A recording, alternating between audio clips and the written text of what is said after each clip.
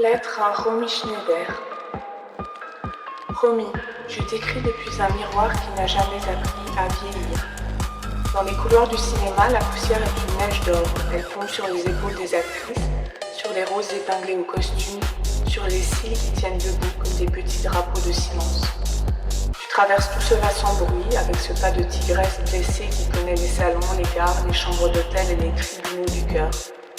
Ton visage est une lettre ouverte dont l'encre change de couleur selon la lumière.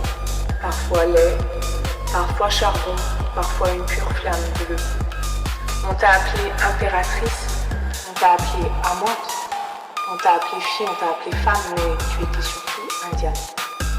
Je te vois dans une ville intérieure où les horloges ont des paupières. Elles clignent quand tu mens, elles se ferment quand tu souris. Tes rires ne sont pas des rires, ce sont des couteaux rangés dans du velours. Et tes larmes, ces perles pas tout à fait d'eau, roulent jusqu'à la Seine comme si la Seine était un rivage. Tout arrive avec une élégance dangereuse. Il y a dans ta voix une chambre secrète, un lit défait d'étoiles, une enfance qui refuse de poser pour la photographie. On dit que les projecteurs étaient des soleils. Je crois plutôt qu'ils étaient des insectes.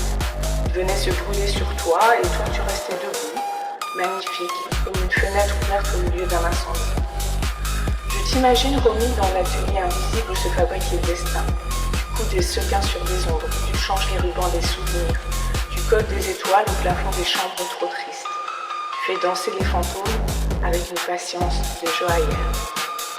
Tu étais une blessure qui savait se maquiller. Alors pour toi, j'allumerai une cigarette dans un verre d'eau. Je mets un bouquet de magnolia dans une boîte aux lettres, je renverse le temps sur une nappe et je le regarde se répandre comme du vin. Et je murmure ton nom, Romy, comme on dit un mot de passe à la porte d'un rêve. Que les miroirs cessent enfin de te réclamer, que les roses arrêtent d'imiter ton visage, que la nuit te laisse dormir sans costume, sans réplique, sans vernis. Et si un jour, dans une salle obscure, une spectatrice sent soudain son cœur se fendre d'une beauté inexplicable, qu'elle sache, ce n'est pas la tristesse, c'est juste ton passage.